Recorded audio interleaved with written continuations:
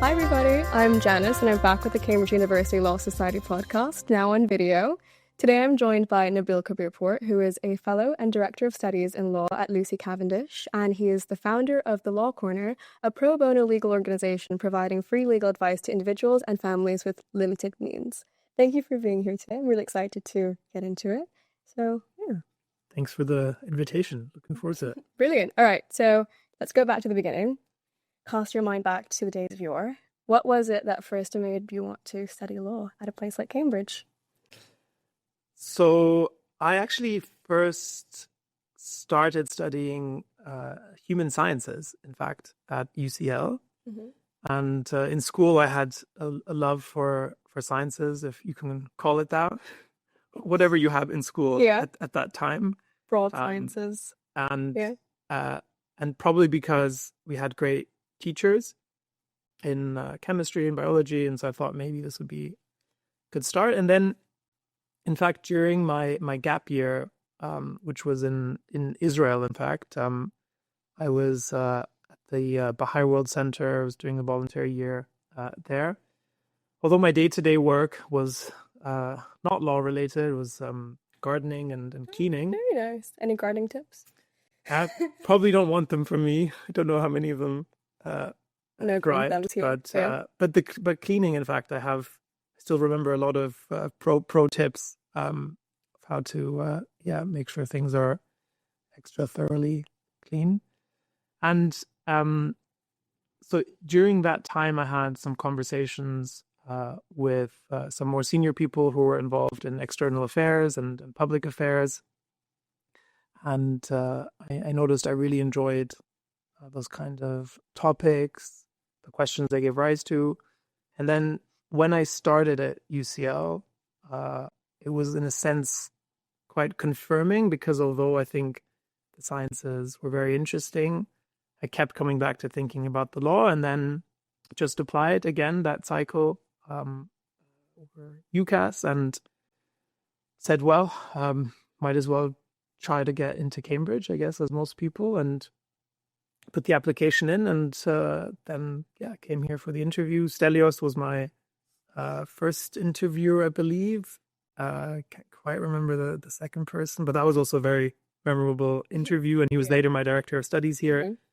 Mm-hmm. So from that sort of... Was that his first time running interviews as well?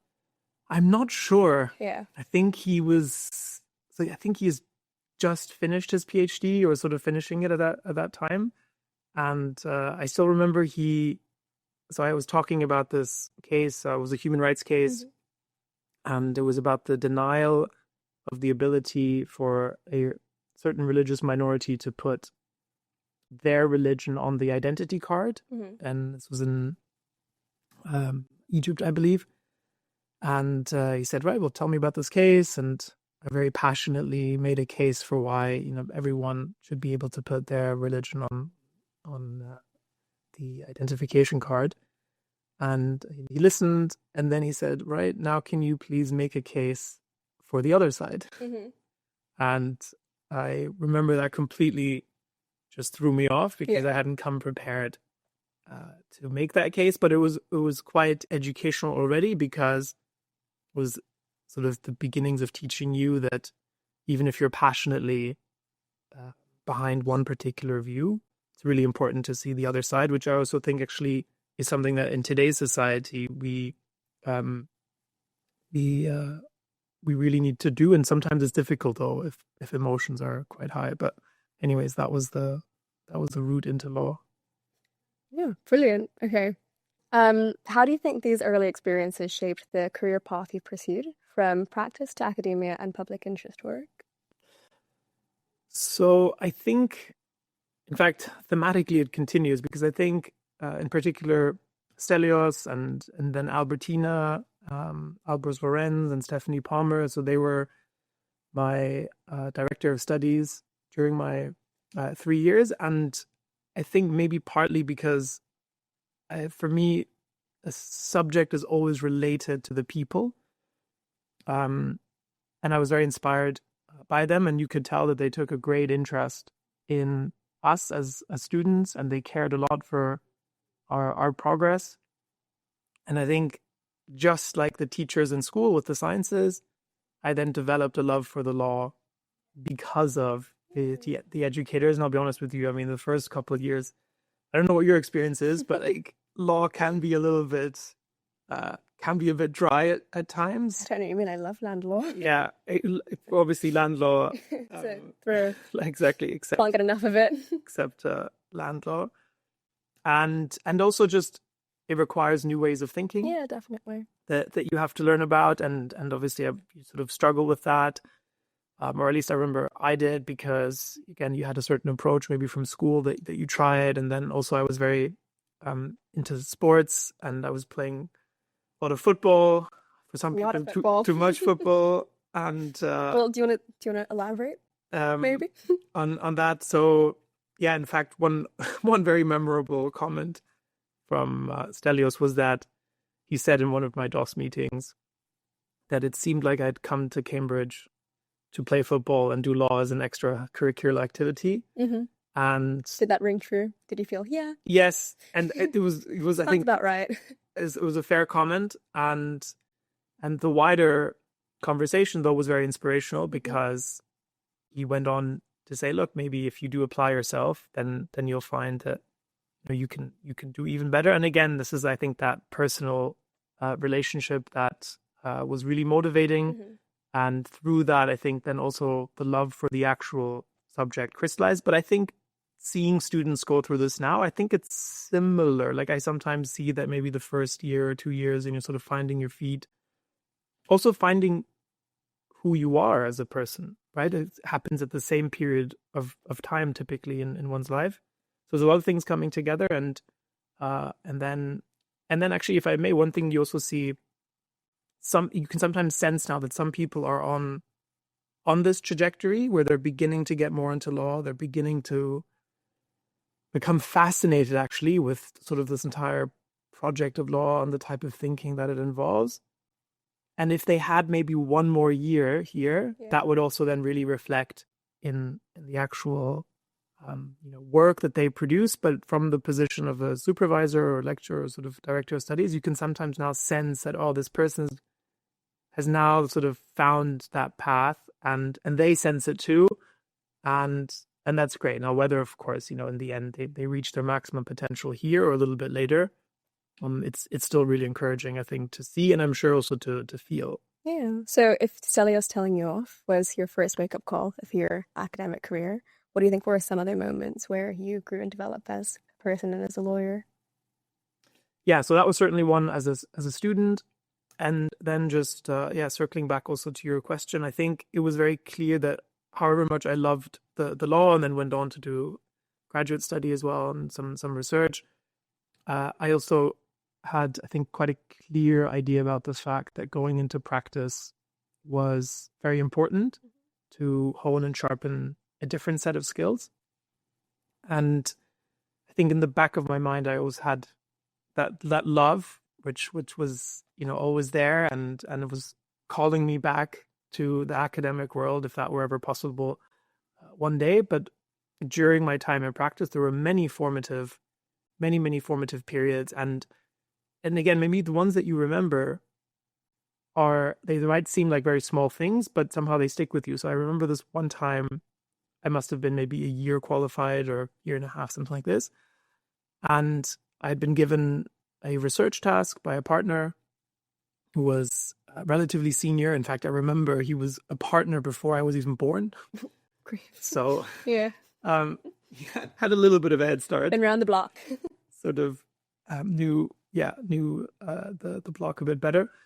And he gave me this task. I produced this note, and then he said, right, could you come round to my office? Can we have a word? And can you, start by please explaining to me, the summary and then sequence of ideas and facts and the law and the analysis, sort of classic. And I started explaining, and I didn't get past maybe 2 or 3 sentences. And he stopped me and said, no, you're not being clear. Mm-hmm. Start again. Mm-hmm.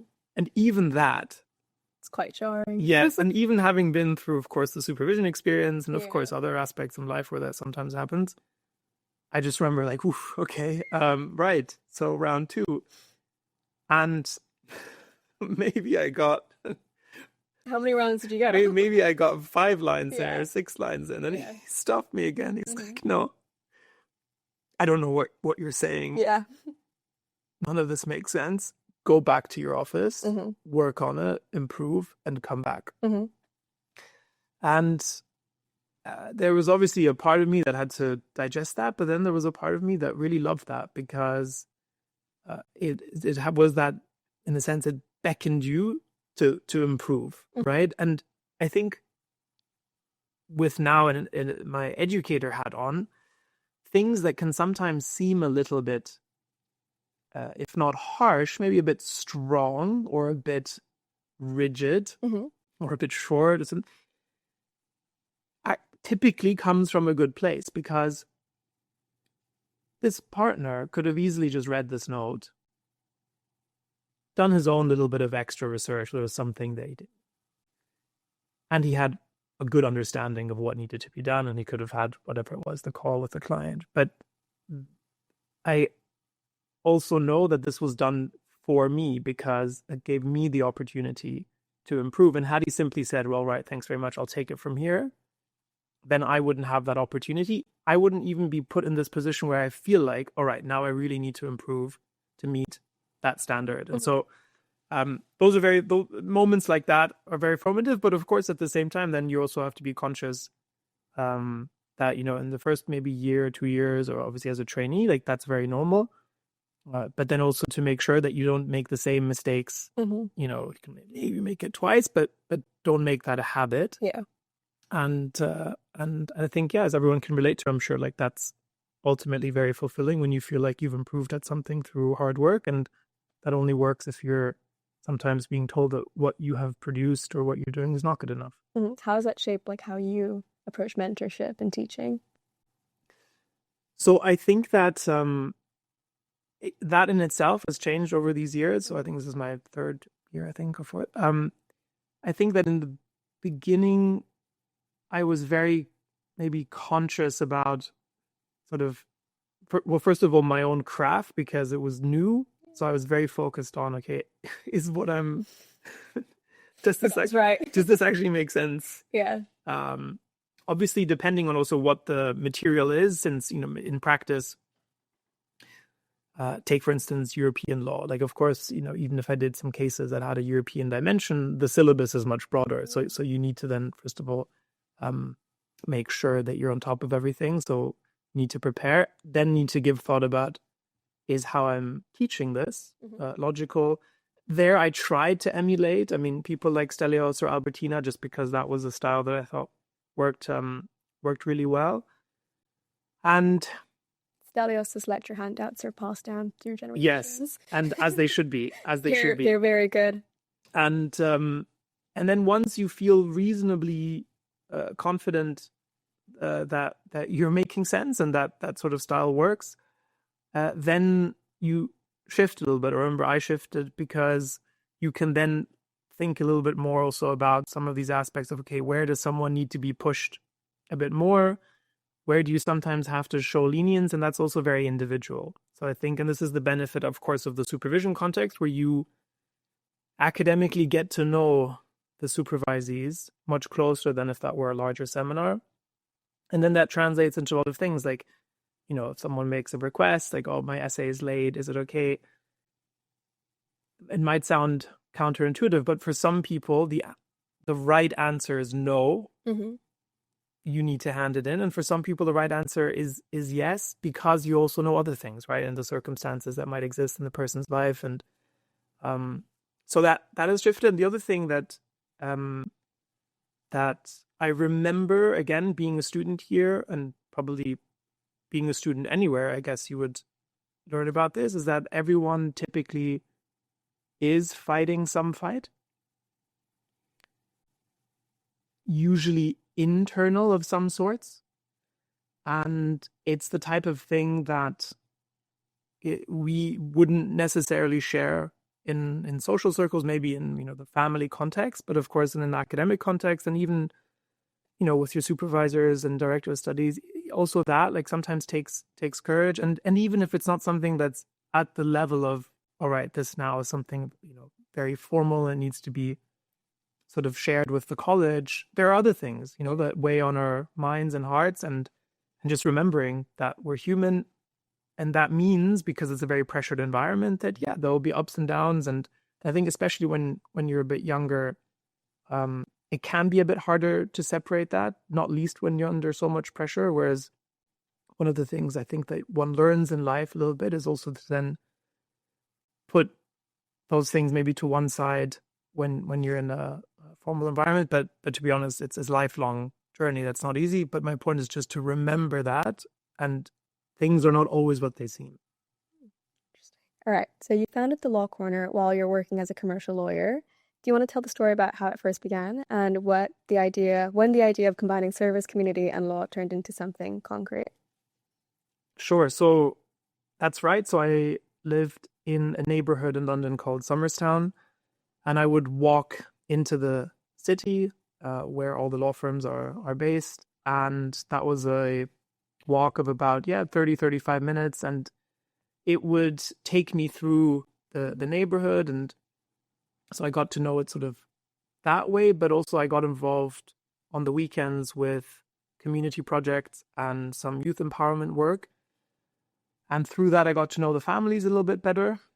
And one of the things that became quite clear through the conversations with the families, mainly of the youngsters that were involved in these projects, was that they struggled to access legal advice. Now that, of course, is not news to, I guess, most people.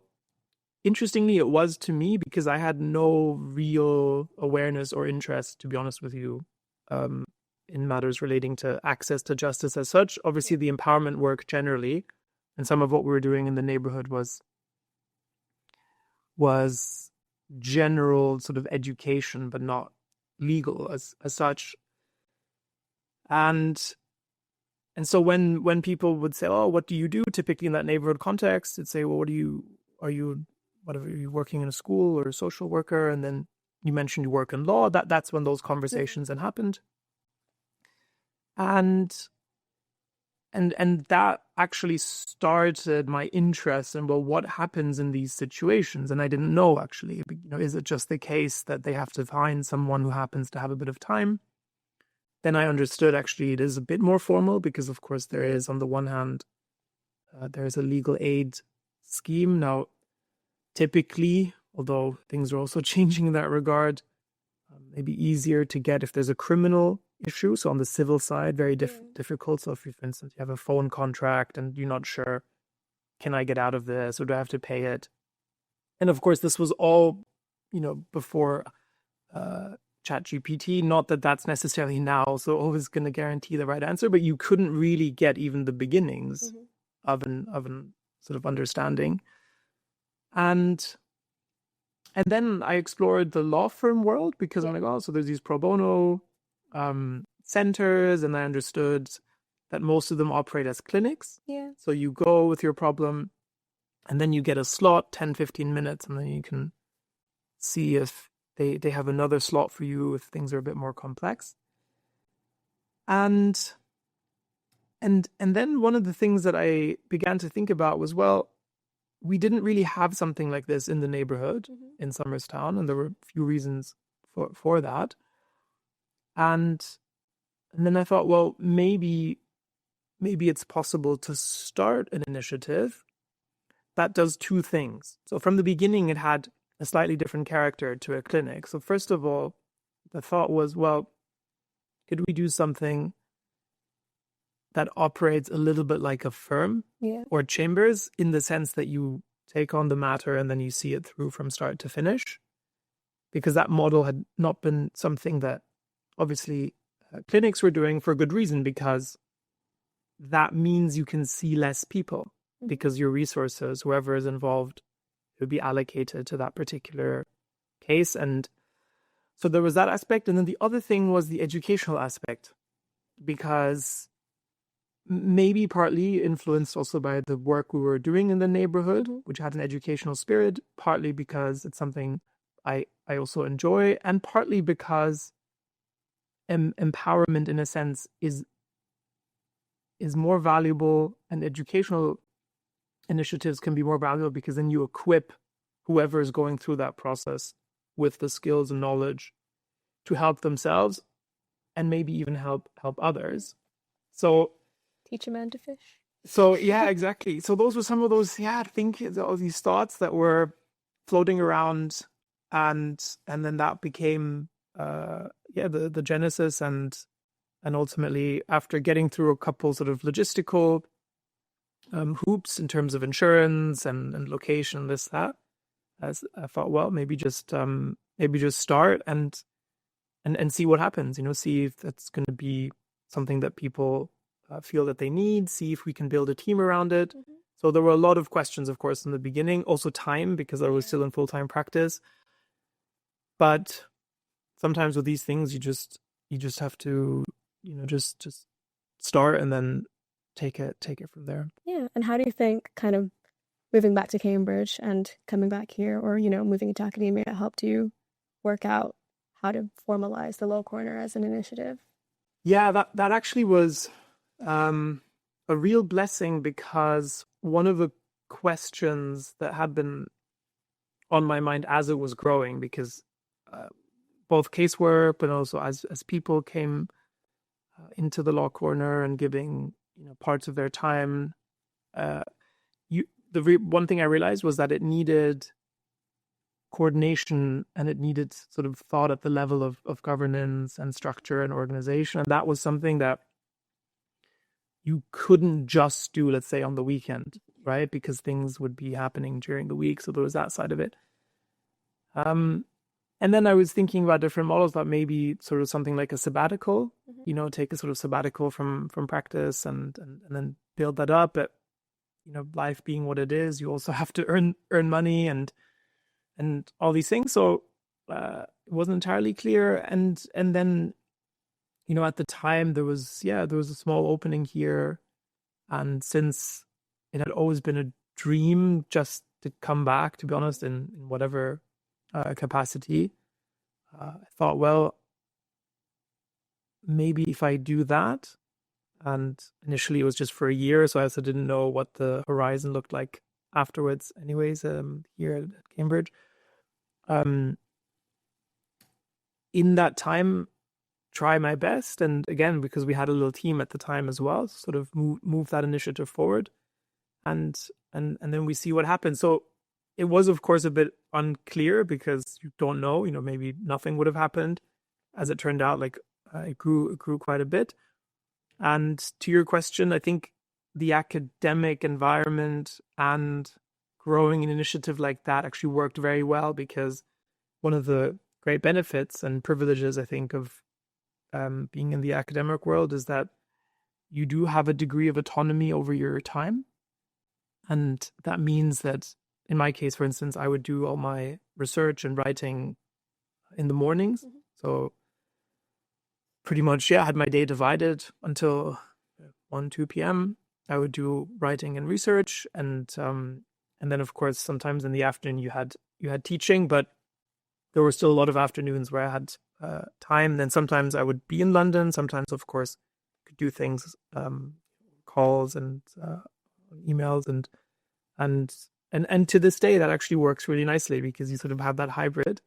And both, of course, paths have grown quite a bit. So the responsibilities here have increased, which, again, I have that same attitude towards from day one. It's been a real joy and privilege. And then on the Law Corner side, also the same, actually. It's been amazing to see the initiative grow, to be a part of it. I think it must be like what parents feel, when they have children. So I can't relate on that front, but got like a dog or something. We used to have a golden retriever. She's God bless. No, and not just sort of there are youngsters that you have responsibility for, but when they begin to then almost go out into the world and they begin to go on their own path and stuff. And of course, in a sense, yes, still having a directing capacity at the law corner, you're still very much at the center of the development. But it also has taken on a quality where it doesn't rely on any one person anymore. Mm-hmm. And in that sense, I think has grown, at the very least, I would say, into sort of an adolescent, maybe even a young adult already. Wow, big news. Big times in the law corner. So going back to the beginning, though, you trace the law corner back to ideas of service, community, and dignity. In a world that often rewards competition and individual success, especially in law firms and a commercial environment, why do you think that service has remained so crucial to how you live? Yeah, that's a really interesting question. And so I think that so let me put it this way. I think that we have different aspects to our identity and also different aspects to what motivates us. And so human beings are really fascinating in this perspective, that we're not linear, even in terms of, I think, the motivational dimensions. So I do think that there is something natural, important, also, I think, correct in thinking very practically, strategically about one's career. Mm-hmm. Be that in commercial practice, public practice, wherever it is. Also to think about, financial resources, to be responsible in that regard. At the same time, that is not sufficient. And I say that not from a sort of position of that, I have sort of insight into everyone's minds and hearts, but it seems like when you look at reality, like you look at how people live their lives, they themselves sort of bear testimony to that, because you might do something that, say, is financially very rewarding, mm-hmm. But then you often hear people say, well, but there's something more. And I think that something more is sort of a disposition that everyone has. Now, where that comes from, of course, there are interesting conversations on that front. Is it something because we were, created in, say, the image of the divine? Is it because we have, been put on this earth to pursue a purpose, part of which is advancing civilization, part of which is putting your skills and talents into the service of others, not simply because it's a good idea, but because, in a sense, it's part of the fabric of who you are in a very true sense, maybe. But irrespective of where it comes from, it's almost an empirical statement that you do find that people strive for something higher, a cause that is greater than just themselves. And so that's quite universal.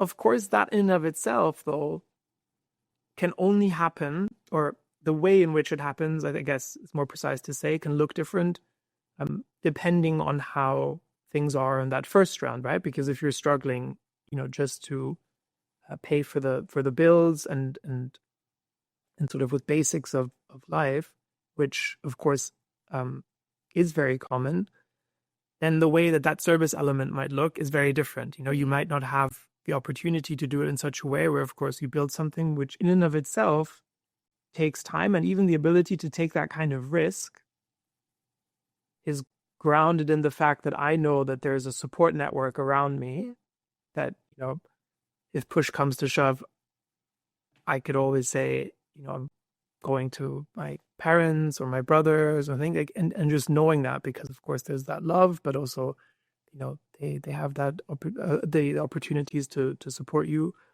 and yet I keep coming back to it. I do think there is something in the service element, and I think the future of practice, and this is also something we talk about a lot, like with students, and I guess others here as well, is I think if it used to be a choice, where it's like, do I go into public interest because maybe my heart is pulling me in that direction, and also because, quite frankly, I mean, most young people get into the law because they have hopes like this, right? To be of service.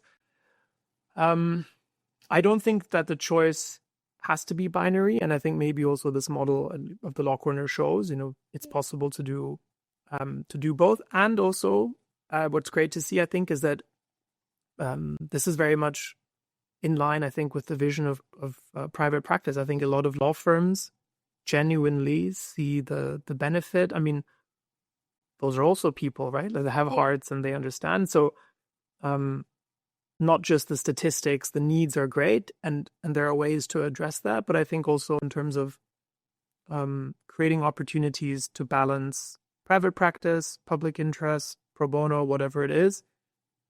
And there's a huge cross-fertilization of skills as well. And the skill sort of development, the one assists the other. So I think point being, yes, maybe motivations sort of can be different, but I think it is possible to harmonize that in practice, and that can only be a good thing. Yeah. So looking forward a little bit, you mentioned a little bit in your work about how Article 6 and access to justice is something that's quite under-researched, and there's not really much thought given to it as a theoretical idea. How do you think universities and students can do a better job of forwarding the cause of social justice in terms of both like theory and also in practice? Yes. So Article 6 of the Convention, maybe just to mention, that rhymed. Great. So that's the right to fair trial, and in EU law you have the equivalent.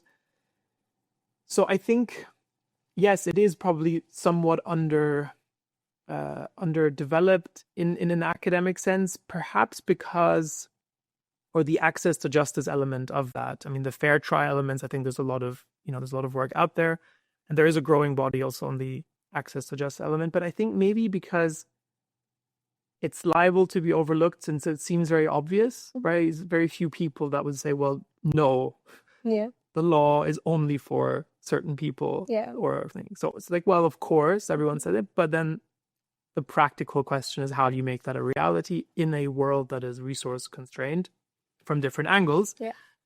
So the aspect that I've tried to highlight a bit, and this is in a sense almost just thinking out loud, because before I came to the university world, like, I also hadn't thought about this, obviously, in any deeper sense. But what one begins to see as you start working your way into this literature and the cases and some of the philosophical contributions is that there's a very close connection between accessing the law being accessible, and the rule of law. And the rule of law, of course, is, a foundational pillar of legal systems, legal thought. It obviously needs no description or introduction, really. But this idea that the law is binding on all, yet that same system doesn't have responsibility to ensure that it is also universally accessible, you do see that there's an asymmetry, and there's a mismatch. And I think the reason it's helpful to frame it in a rule of law context is because,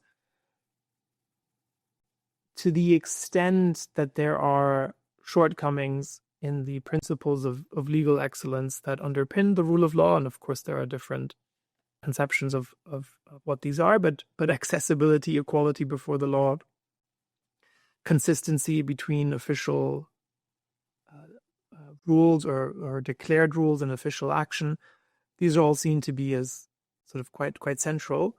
If you frame it in those terms, then we see that, well, if we are not concerned, and by we I mean the system itself, including in particular also the state side, with this question, then what we are impugning is the very system itself.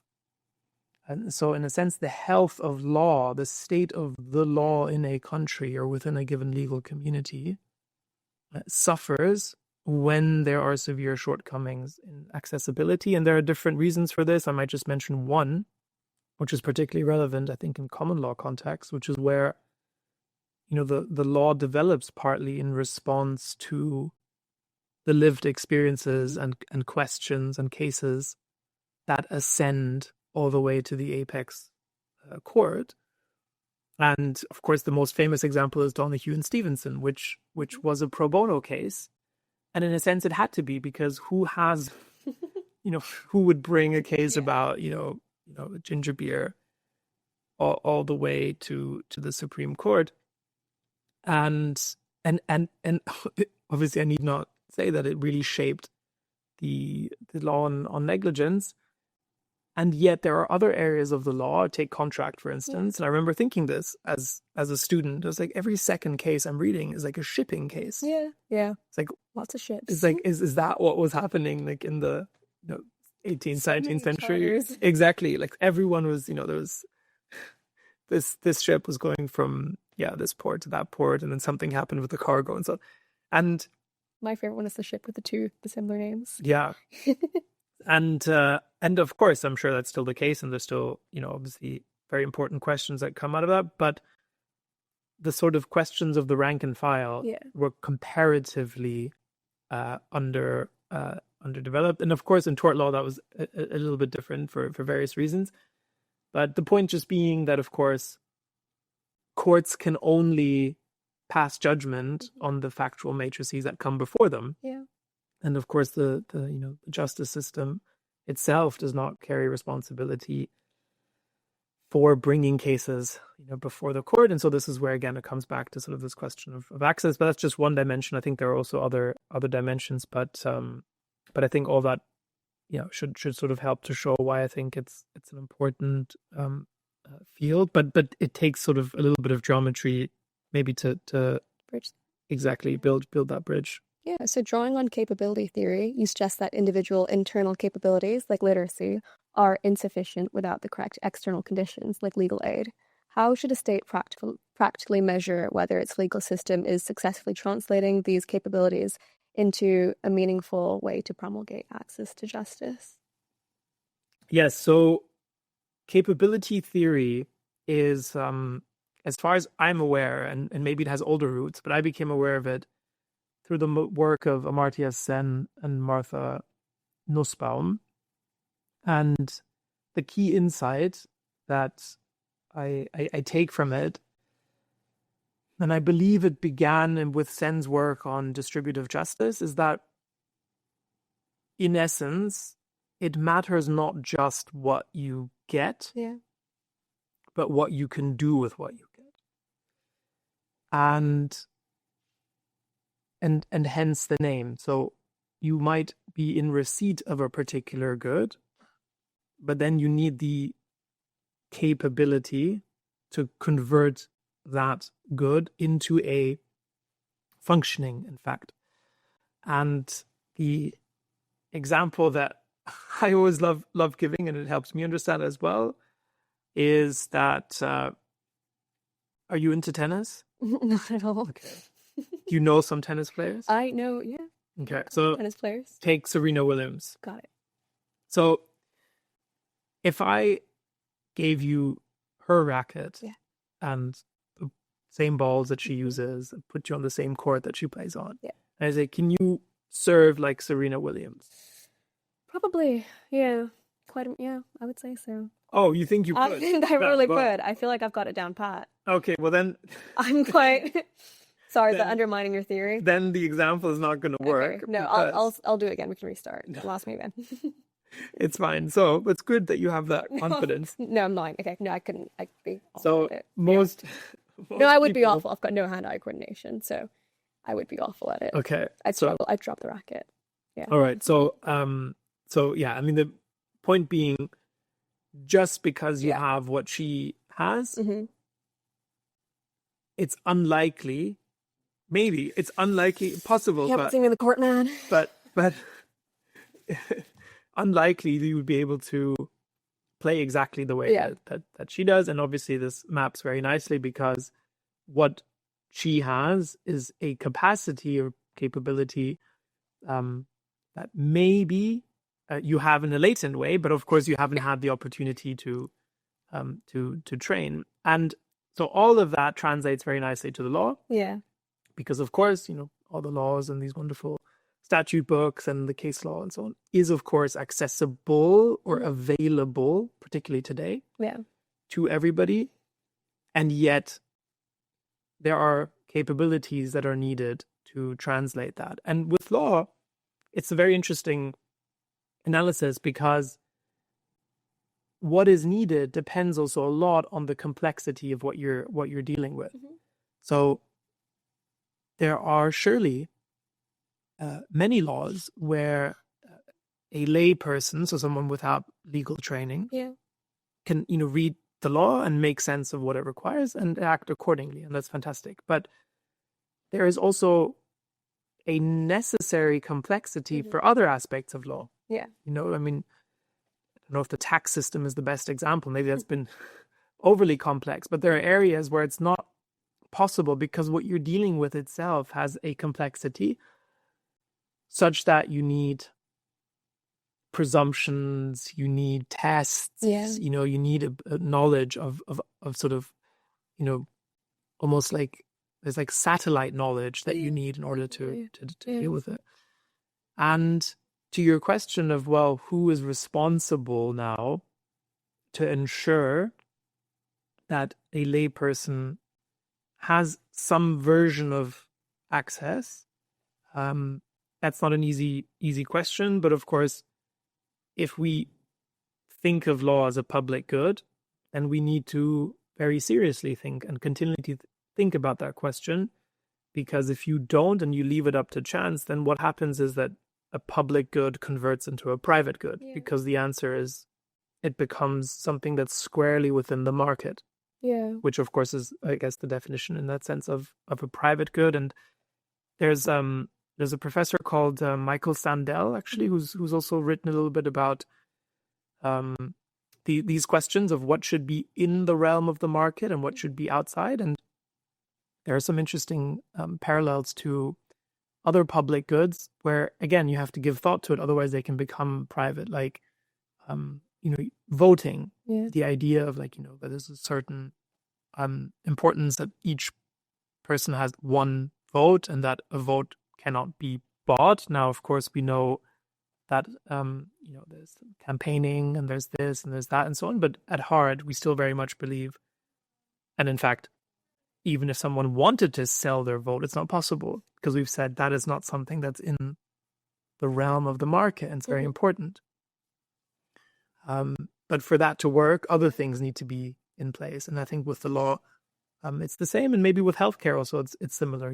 Where we have taken a view and we've said access to health should be universal. And again, then of course it requires a lot of thought to make that practical, functional. Of course, the NHS is a good example, but the spirit is noble, and the aim is noble.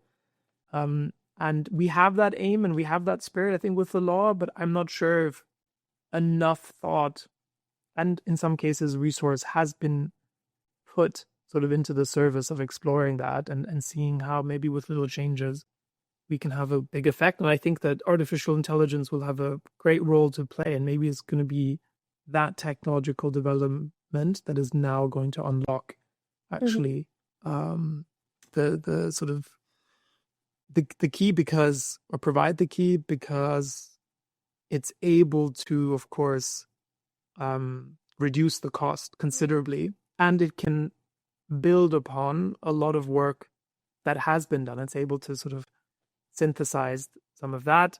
Of course, even that carries its own questions. So one can keep going, and of course it's a sort of never-ending project. But again, it's all about, I think, the directional sort of momentum and raising a little bit of awareness, and it's on that context, I think, the academic angle can help with the practical angle. I mean, on the point of AI, is there a worry that some people would be relying on AI that will give them results or answers to questions that are kind of substandard in comparison to having an actual lawyer advising you? And then the access to just the question becomes a matter of degree rather than, ability. That's absolutely one point. I mean, the quality of the advice. I guess that maps a little bit onto also the human lawyering, where also you don't always know. But one of the other concerns, which I hadn't been aware of, but in fact, Professor Felix Jeffek here at the faculty, he held it was a round table where he brought in a few people that have been looking at some of these aspects in practice. And in his opening remarks, he said, imagine, so this was, I think, from the access to justice angle. So imagine there's a website that the government now provides where you can type in any legal question and it'll give you like an answer. Like, and it's sort of all sort of tested in a way that like it all works. Yeah. What would be the problem with that? Like, why is that not, entirely desirable? And initially it sounds very appealing because like, well, all of a sudden we've solved the access to justice problem. Yeah. And now imagine, that this thing could also write, submissions for court and, maybe even as a little like co-pilot that when you're in court, it can do everything. So sort of a full service lawyer. One of the questions, maybe if not concerned, but these questions is, well, how was that programmed? Yeah. And even if it's with the best will in the world, it's a group of people who maintains that website.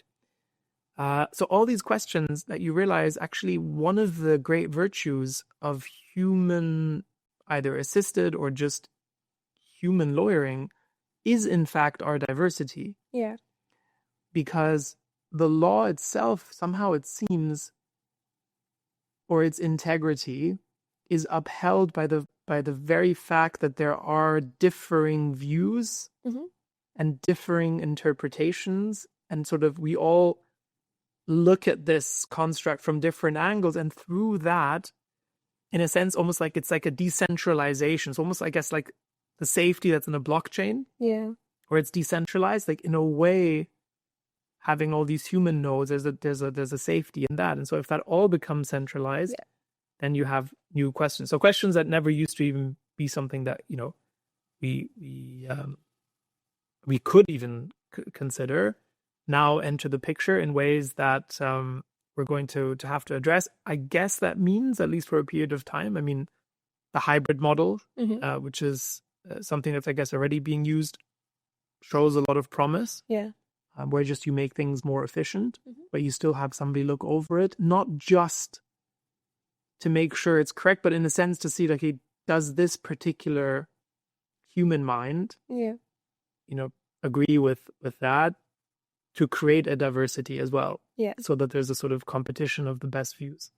So all very interesting. Yeah. And how do you think, with the Law Corner especially, getting students involved in pro bono work, how do you feel like you navigate that trajectory of AI and its access to justice and its ability to help that?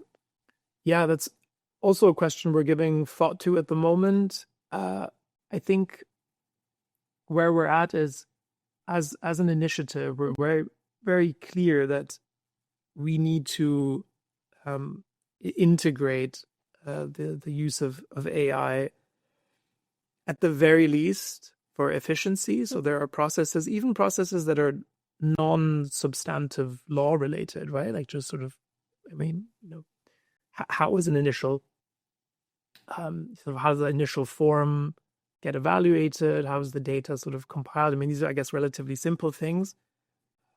For me, they're complex because I'm not good with any of that stuff. Case management, all of that kind of stuff, even finding things in email inboxes, which I don't know about you, but I don't know if Outlook has quite figured it out, because every time I search for something, I don't find it, or it takes a lot longer. So maybe we need like a Nabil specific AI. Yeah, maybe get you program that. That might be good. That just sort of deals with that. Case management, email finding. Yeah. And they'll be like, I think that exists, the search function. Try that? Yeah, I go to the team, I'm like, can we build something like that already exists? It's just called a search bar. Yeah. Yeah. So, okay, so that's number one. Yeah. We need that. So to your question about engaging with the law itself.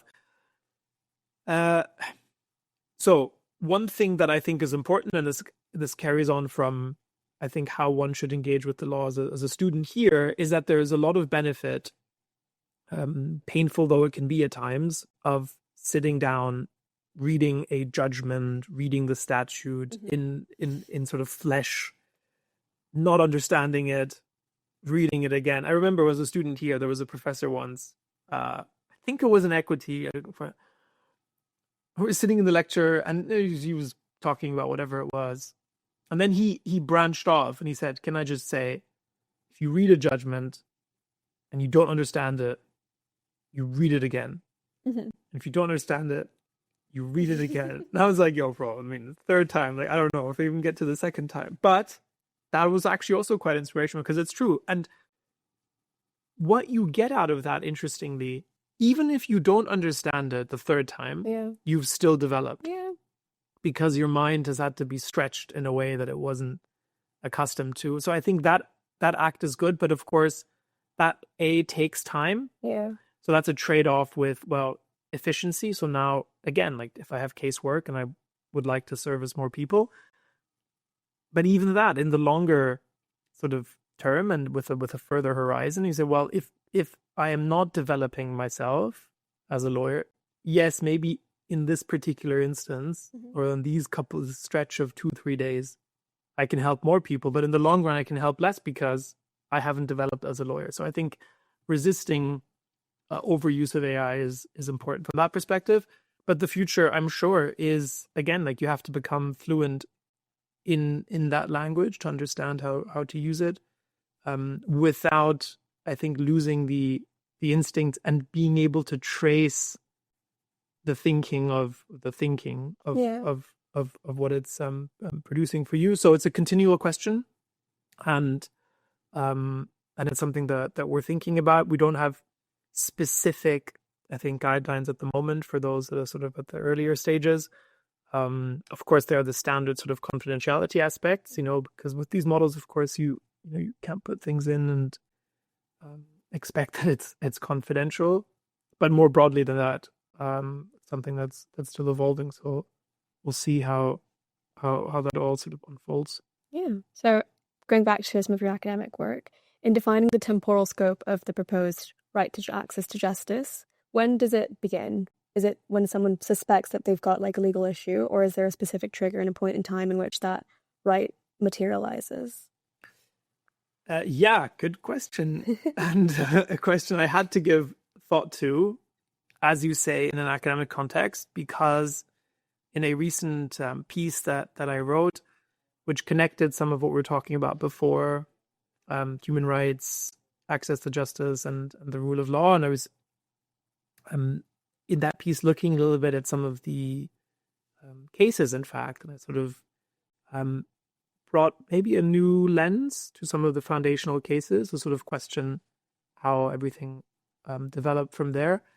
And when I had first submitted that draft to the editors, one of the comments that came back was, in essence, okay, this is all very interesting, but what do you think this right should look like? Because I'm advocating for a right ultimately to legal advice that mirrored the right that you currently have under Article 6 when it comes to criminal matters, which, as you may know, of course, starts at the moment, where you are not just indicted, in fact, but even apprehended, right, for a particular crime. And as we know from the movies, right, it's very famous where they say, like, you have the right to a lawyer if you don't, so on. So in a civil context, it looks a little bit different. Yeah. So without going too much into that, in the civil context, it's much more about the question of, and unfortunately, it's a quite sort of broadly termed, the phraseology is not quite exact. It says, is the effectiveness of the right undermined? Yeah. Are the proceedings overly complex? And these are all adjectives, of course, that are very difficult to particularize. Yeah. So there's that side of it. But also the other thing that you notice, or asymmetry of sort of representation and bargaining powers, it's all very litigation focused. Yeah. So even that term, the complexity of the proceedings, contemplates proceedings. Yeah. It's not the complexity of the the legal question, let alone you just have a legal question. And in some cases, there is no actual case at all, but you need to understand your position, right? So you might be looking at a contract that you have and you say, well, am I able to do X, Y, and Z? Yeah. So there are no proceedings yet. And of course, it would be a bit strange to say, well, the only way that then the state would assist you is if you launch proceedings or you breach the contract and then sort of find out that way. So my current view, and of course it's, it might change, but is that it seems that the moment in time where to make good this promise of law being a public asset or public good, the threshold needs to be the same threshold where a case would essentially survive sort of summary judgment. So is there actually an actual case here, right? So of course this sort of takes us a little bit into maybe either like interim or preliminary applications, but it's sort of, is there a case to be heard? Right. That should be the guiding question. So that's in sense the material scope of it. The temporal aspect is like when it has to be, there is no other way. I mean, it has to be when that potential right holder or claim holder is confronted with that question. So when they are in a position where they reasonably need to know the answer. And therefore, I make allowance. And so I'm almost committed to making an allowance for the fact that it would not come into being at a point where it's speculative. Yeah. Wonderful though it might be, you might say, or no, you say, well, I am wondering about, if a clause, if there's like, let's say there's a supply agreement between two parties, and then someone says, well, there are 100 clauses in this contract. I'm interested in like all of these 100, like which ones, can I get out of it? Whereas something has arisen. Yeah. This is what is crystallizing. Is there a case here? So again, of course, it takes you in the direction of potential proceedings, but I think guiding advice at that stage would very often actually render unnecessary proceedings because both parties would be in a much clearer state of understanding and might not force the issue as much. So again, I say it with a bit of sort of tentativeness because I keep thinking about it and maybe also with AI, actually some of these more speculative points in time can be taken care of. Yeah. And then it kicks into action, I guess, as you get a bit closer to an actual legal question that has arisen. And then how do you evidence that? Well, again, there are ways to do that, right? You might say, well, I've received this letter or this has actually happened and here's the evidence for that. So there are ways, I guess, to address that. So it's just some thoughts in that direction. Yeah. What do you think about the question of who decides when things go from being speculative to being something of substance? Like, who's the arbiter of these decisions? It's a very good question. If the paradigm is that the state has responsibility, and I'll say in a moment or two, actually, there's different ways even that responsibility could be discharged. But if we say the state has responsibility in terms of they themselves provide the advice, it's difficult to see how that determination would be made by anyone else but sort of an official determination. Yeah. So it's, whatever the local authority, you'd have some system. Again, maybe also with technology that can be expedited in a way. Another way to do it is, interestingly, which is maybe a bit more similar to how legal aid works, is where the state makes money available. Yeah. But that money is then given to those that are in practice, that are not necessarily, of course, government lawyers. Yeah. Of course, there needs to be then like a legal aid contract in place, but you could even see that expand in a way where maybe law firms would either get a subsidy or get some monies, or maybe in the way that sort of then their profits are taxed. One could look at how you do it. Have partial carriage of that responsibility. And so then the answer would be they might have to do it. And again, it would be a conferred responsibility, but perhaps if you then decentralize that, there is also a certain safety in who makes that determination. Again, all, of course, has its own questions, not perfect, because you then can question other sort of incentives that are misaligned, because if they would want to do different types of work, although maybe it's the sort of evergreen faith in the goodness of humanity that I do think that, it could work. And actually, so one of the things maybe just to mention here is on this point of integrity and goodness,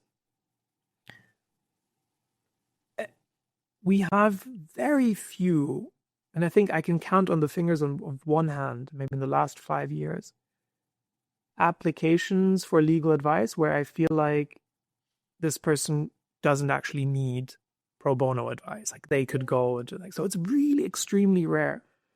And I say that because I do think that in this world, when it comes to questions like this, sort of has a service element and also being a servant of the law, I think lawyers take very seriously that I would not have a great concern that if law firms, as part of their mandate and part of what they do, they have to screen some of these potential requests for advice. I would have great actually confidence in those teams being able to do that really, really well. And of course, here or there, you might have some shortcomings, but then with proper review procedures, even that. And so maybe there's a centralized review panel that could then look at some of these decisions. So again, all part of, I guess, just a conversation that, is something we, I think, should have. It's and something that is growing, which is also good to see. Yeah. I mean, I think a lot of what you're saying is dependent on resources. And right now, at least, the tension is that there's a lack of resources funding basic activities, healthcare, and to be able to fund access to justice just seems like a pipe dream. So what do you think the role of governments and institutions is going to be over the next couple of years in terms of working out where we stand?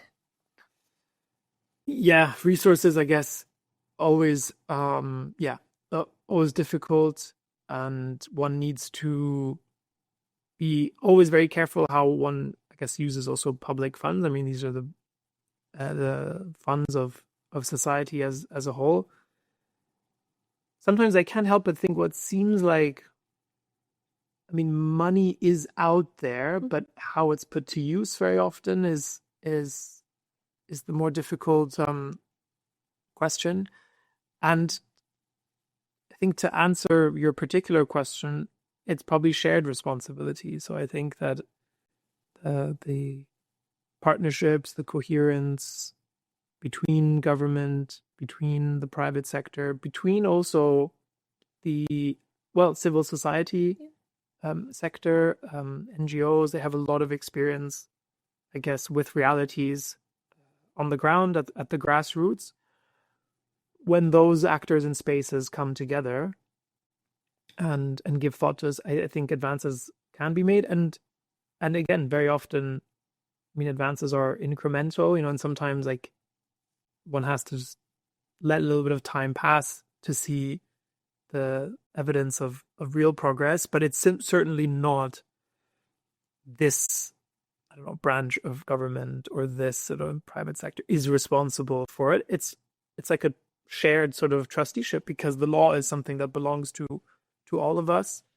And again, like we said before, about there is a lot of almost agreement in the level of principle. Very few people are saying that it should not be accessible. Of course, some of these aspects around, does it actually affect the health of the entire system if parts are excluded? Of course, that's just a question of perspective. But again, I think many people would agree with that. And I guess I can't help but come back also to this point about technology that can really deal with this resource point. Because if that's done intelligently, then I think because the knowledge is out there, Mhm. I think even dispute resolution Yeah. can completely transform. Is already transforming. Of course, through COVID, we saw online hearings are viable. Yes, not always perfect, but because we're coming from a place where there's a considerable gap, I think even some of these smaller advances are going to go a long way. That's the policy side. And then there's also, I think, a much broader discussion, maybe for another time, about societal forces, how we relate to one another, because all of these things, in a sense, is a symptom of it. Because what the identity is, like to what extent a society has a coherent identity as being one. Yeah. I actually think we're currently in a period of history, at least in Europe, as far as I can tell, where questions of identity are resurfacing. Very important conversations need to be had. Even the art of the conversation itself is something that we continually have to rediscover, because in times and in areas where the emotions run high, it can be very tempting to become more insular and to say, well, look, this is my position. Come what may, I'm sort of going to die on this hill and I'm not hearing anything else.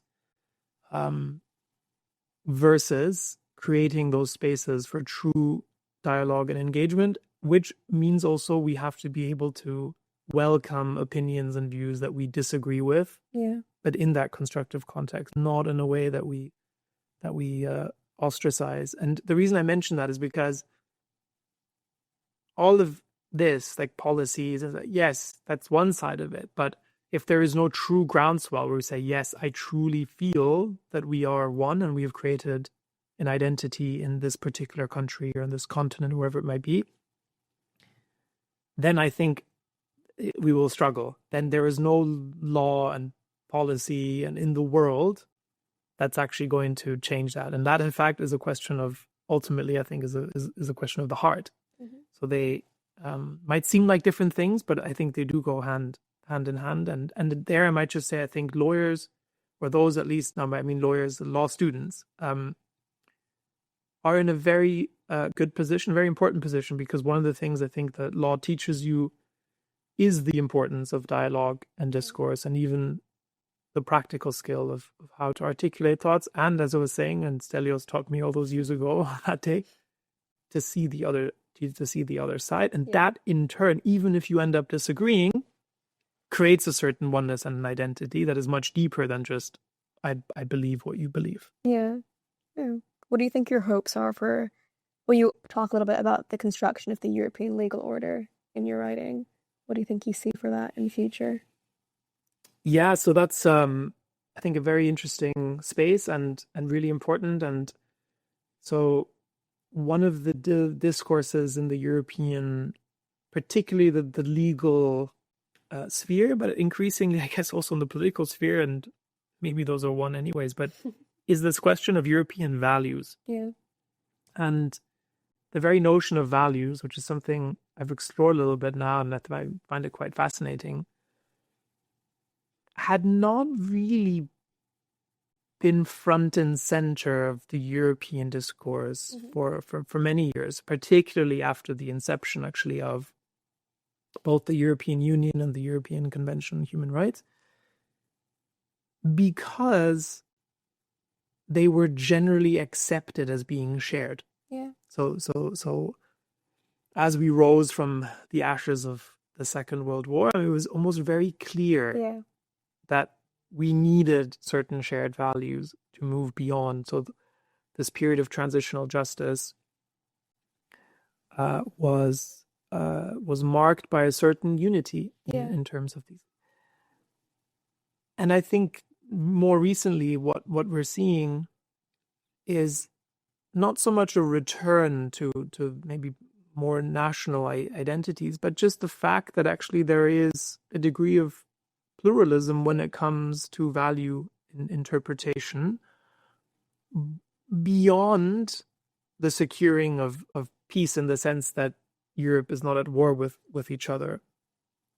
Well, which again, yes,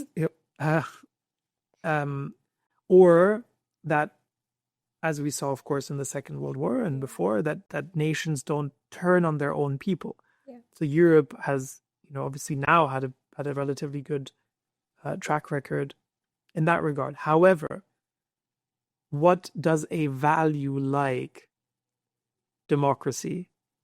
What does a value like the rule of law? Yeah.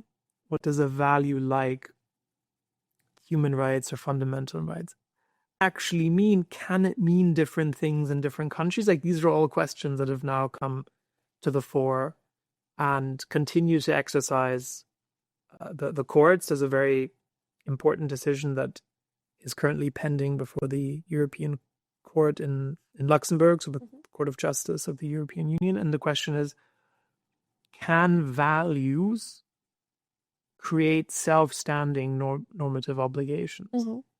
So can you read into the value, say, of the rule of law as sort of an enumerated set of lists of what it means for a member state to have complied with that or not? Or is that value in a sense more, if not ornamental, but does it need to be read together with a specific obligation in the treaties? And that, of course, comes down to the question of, well, how shared and uniform is our understanding in this case? So that's the sort of side at the level of nations, but then also at the level again of sort of more the civic side,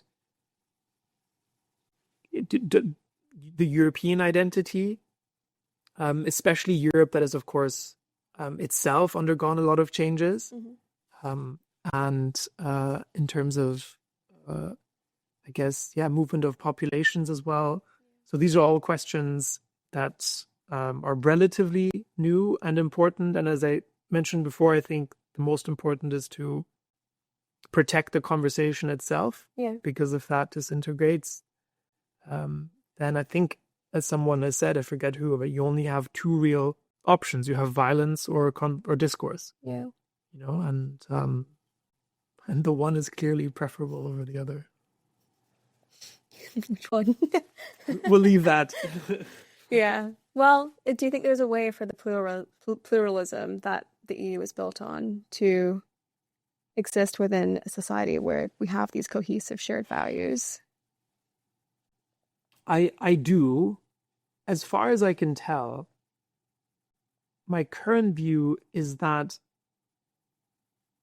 in terms of the European Union, I wonder if returning back a little bit to its roots as an economic union is the more firm ground to stand on and to build, maybe rebuild some of the sense of oneness. The other option, of course, which is in a sense maybe more extreme, is to say, well, even the European integration that we've currently seen is not enough, and we actually have to create, a United States of Europe.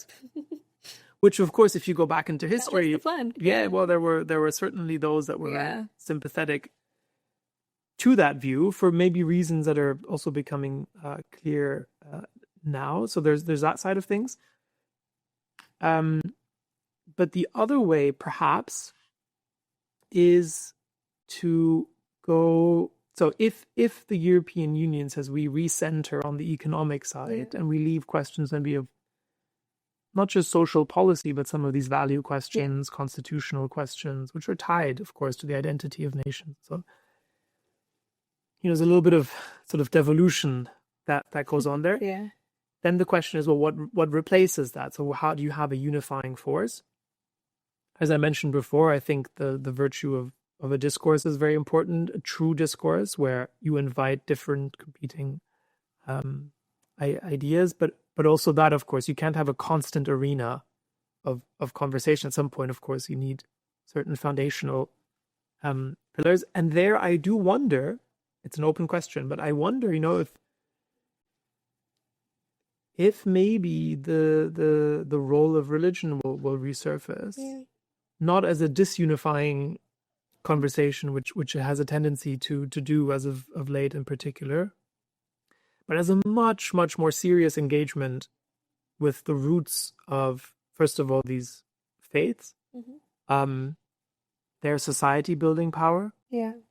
In a sense, Europe is an example. I mean, it was built, of course, on a Judeo-Christian foundation, and quite frankly, even to reacquaint ourselves with what these foundations in their pure form were. And I mean, maybe this will reveal the fact that I just find it also quite illuminating and interesting, and at the very least, I think a helpful, edifying exercise is to rediscover those books. I mean, it's a very private affair currently. People, you read, and religion itself is seen as a very private affair. And I think that would be fascinating to say, well, let's explore, let's look at the Old Testament, let's look at the New Testament, let's look at the Quran, let's actually look at and study these together. And currently, maybe that happens a little bit more in just pocketed groups.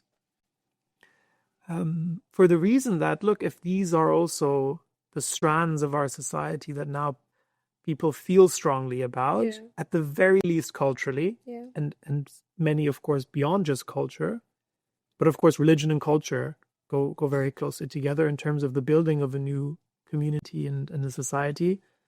And to clarify, because I think, and why did the Enlightenment, for instance, happen? Like, what was it about abandoning maybe certain paradigms where religion had a much closer attachment to the state? And of course, some of the wars, particularly in the 17th century, of course, Europe has maybe that long memory of the 30 Years' War, and of course before that as well, not to mention the aspects regarding the Inquisition and some of the forced conversion. But I think we've moved beyond that, and I think there's an interesting question to be explored, whether we have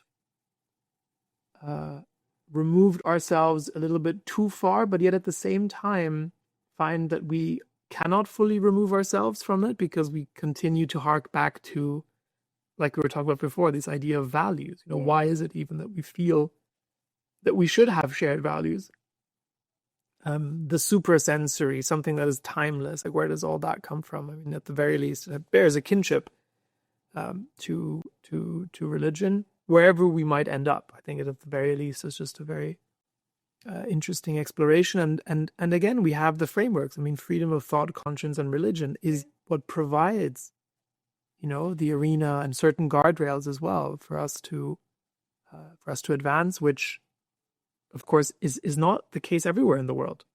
So even that foundation, to be able to have a conversation about very potentially, yes, of course, charged, maybe even divisive topics, can only work if there is a healthy and strong and secure base for it. But I think we have that, and we should probably take advantage of it. I guess my response to that is that in the US, at least, you can see the weaponization of religion, and you can see people, bad faith actors, taking away the lessons that they want to learn from religion and shaping policy in a way that doesn't necessarily advance the public interest. So is there a way that respond to that? Yeah, I guess, as it said, we as human beings, we are children of the half-light.